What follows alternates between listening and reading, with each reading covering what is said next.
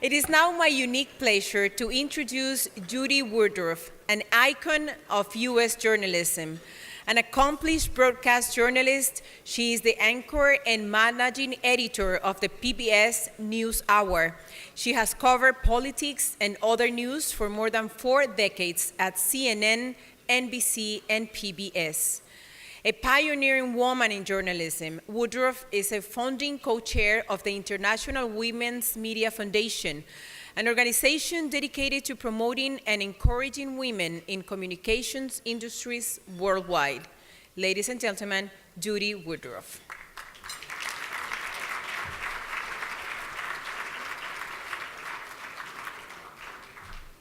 Thank you, Elia, and congratulations to you on your wonderful promotion to be the regular nightly anchor for Univision. Thank you, and thank you so much. I just want to say first how pleased I am to be here for this evening of recognition for those who've made such an enormous difference in the fields that you're recognizing them for here in the Americas. I want to thank Michael Shifter. I want to thank my good friend Carla Hills for inviting me to participate. It is my great honor tonight to present our next awardee, who is being recognized for her many years of work as a journalist, as an author, and as an activist in defense of human rights. She started working as a reporter and a writer for newspapers in Cancun after college. It wasn't long before she turned her attention to writing, mainly about violence against women. Inspired, she has said, by her own mother, who was an activist in her own right. It was in the middle of her investigative reporting in the late 1990s about a Mexican politician when she was assaulted and raped in retaliation for what she had written. This served only to motivate her further. Within months after that, she founded a high-security shelter for battered women and their children in Cancun. In 2003, she wrote on the sexual abuse and human trafficking of minors in Mexico. That became a book titled Demons of Eden, in which she accused an influential businessman of being involved in a child pornography and trafficking ring and prostitution. And she named powerful politicians who she said were protecting him. After the book's release, she was illegally arrested, she was threatened, and she then went on to spend some time in jail. She was the first woman in Mexico's history to take to trial an organized crime ring of its kind, the first to file a federal lawsuit against a governor, a district attorney, and a judge for corruption and for attempted rape in prison. She went on to file a successful countersuit for violation of human rights, but not before there was an attempt on her life. She almost died when her car was tampered with. But nothing stopped her. She was behind the first successful sentence ever in Latin America against child pornography and trafficking.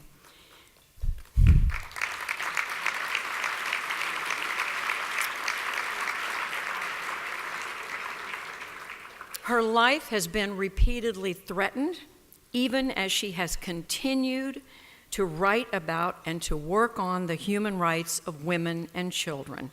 In 2006, she did award-winning work reporting on the hundreds of female homicides in Ciudad Juarez. She's published 12 books. She's become an internationally recognized speaker. The books she's written are poetry, fiction, nonfiction. She's written a manual to prevent child abuse. She's written 2 books for children. She writes and speaks about the freedom of expression, the critical importance of freedom of expression, and her commitment to change the world. In her spare time, she teaches a workshop on successful approaches to help trafficking victims. And she also, I could go on, is involved with the Community Schools for Peace. It's an organization that teaches a holistic approach to negotiating conflict. I met her several years ago when she was honored by the International Women's Media Foundation, a group of journalists started here in the United States, We gave her our Courage in Journalism Award at the time, and I think typically those award winners go on, they slow down in their careers. That has not been the case for tonight's awardee. Her work continues. She has never slowed down. She just flew into Washington this afternoon from a trip to Peru.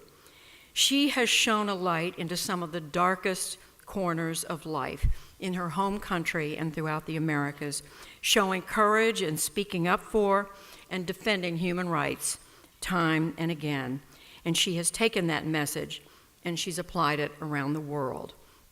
I just want to say, I thought it was appropriate when Maria Hinojosa acknowledged Louis Fanon's suit, and it was a wonderful suit.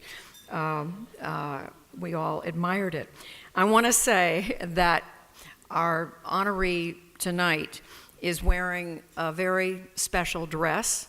It was designed by an artist, and on the front of it, you'll see when she comes out in a moment, I want her to talk about it, is the reason I'm saying it now, with rendition of women, the disappeared women of Mexico, and on the back are portraits of the college students who disappeared near Acapulco in the past few years. She lives this work that she believes in. At a time when journalism and the free press is under attack in this part of the world, this award takes on special meaning. Please join me in congratulating and welcoming Lydia Cacho for the leadership for the Americas Award for the Defense of Human Rights.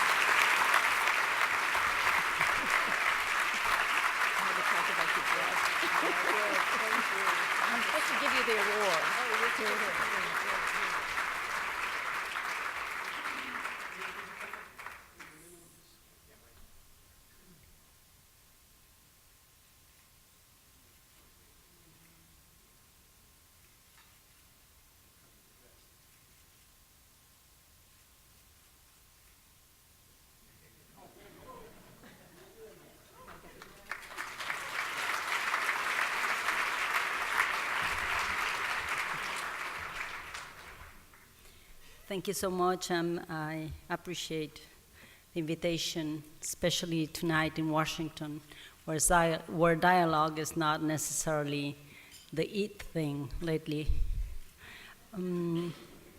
So you now know, guys, that your work here has more value than ever before, where democracy is in danger because of what is happening right here in the White House. When I was a little girl, my mom kept telling me, my brothers and sisters, that everything that we question, we should investigate. And for everything that we investigated, we needed to find answers. And once we had the answer, we should always, always try to ask ourselves in front of the mirror, what can I do to change this? Of course, you can imagine when I was a 15-year-old girl, I hated my mom for bringing me to an early years existential crisis. But once I overcame that crisis, I decided to become a journalist. So when I was 23 years old, then I started writing and questioning and investigating the lives of men, women, and children. I did it from this perspective, and it was a feminist perspective. I kept asking uncomfortable questions, not necessarily to the powerful. I wasn't really quite interested in the powerful. I was interested in interviewing the people in the streets, in the little towns all over Mexico and Latin America. And then later on, when I discovered that I had the need to understand organized crime, for example, I decided I would never, ever in my life as a journalist sit down with a crime lord. If I wanted to investigate a crime lord, either if he was an official politician or if he was a crime lord in organized crime, I would always go from the back door and see what his life is like. I would never negotiate with anyone. And I'm 54 years old. I've survived, I guess, 21 death threats and a couple of attempts. I've survived incarceration and torture. And a long time ago, my mom told me one thing.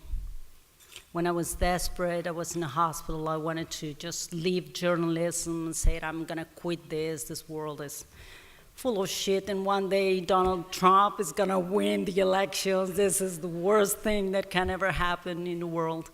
And my mom said, listen, bad things happen to people, but then you will decide, you will always have the choice to decide if the bad guys will colonize your mind, your body, and your soul. From that day on, I decided nobody would colonize me or my mind.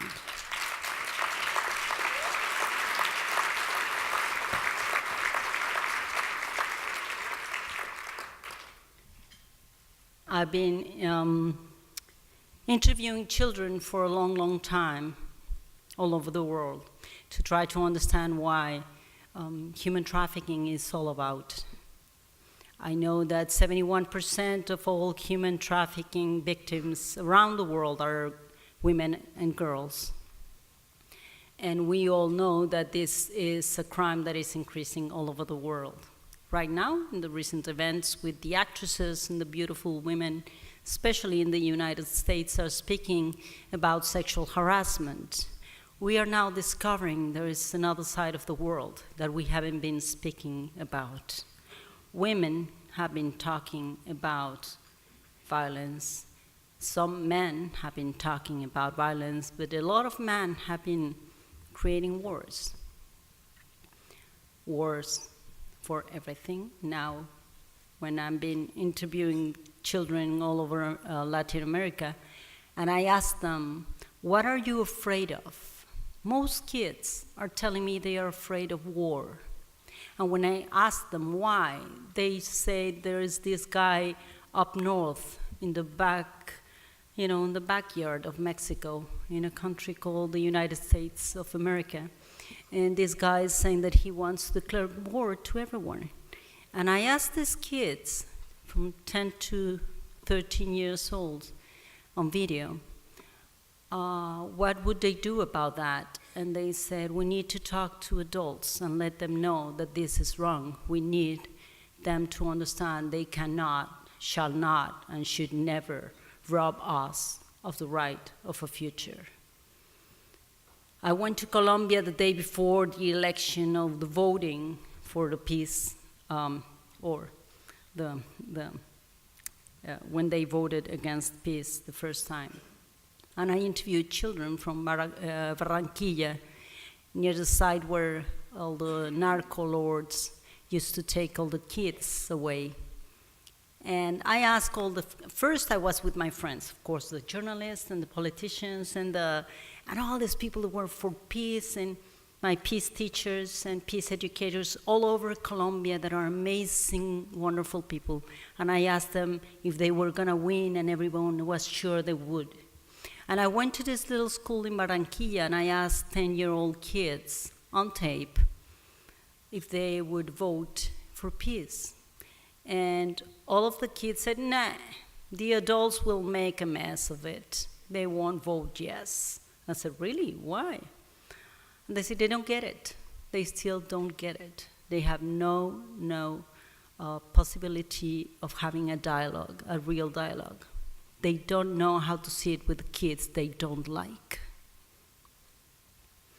So that's why I celebrate I am here in a table of the dialogue. And I'm gonna dare to do something that usually nobody does here, because it's a fancy dinner, but I'm Mexican, so what the hell, I'm a survivor. First, I'm gonna tell you that 2 weeks ago,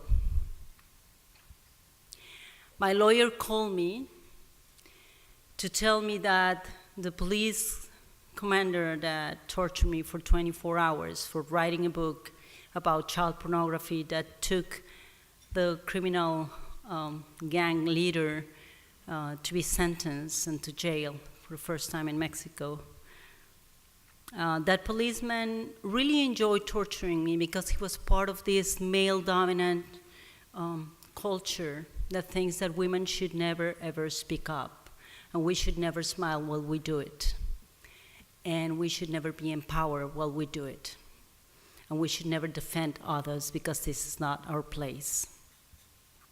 So my lawyer called me 2 weeks ago, and he told me that the policeman that is now in jail was sentenced, so it's the first sentence for torture of anyone by a policeman in Mexico.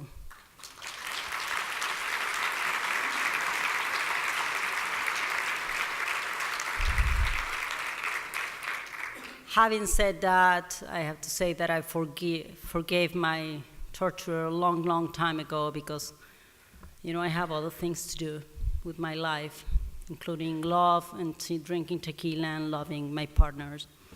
And I would love if you be so kind for me. All the gentlemen, would you stand up, please, for a second? All the men, all the gentlemen, would you please stand up? Thank you. UN Women have said that 92% of all NGOs that have been founded around the world and are working against wars, against violence, all sorts of violence, are founded and created by women, and most of the people who work on those NGOs are women. So now we know that, and now we know that a lot of men are trying to do the good thing. Clementine Ford said recently, an American woman, said recently that women do not need men to protect us. We do not. We need men to stop protecting the men who buy women and children. We need real men to stop protecting the men who are buying, selling, harming women and children. I would ask you tonight to keep on the dialogue and to stand up for being a real man who is against slavery. Thank you so much.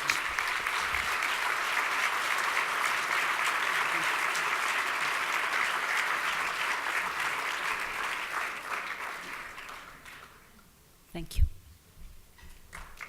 Gracias.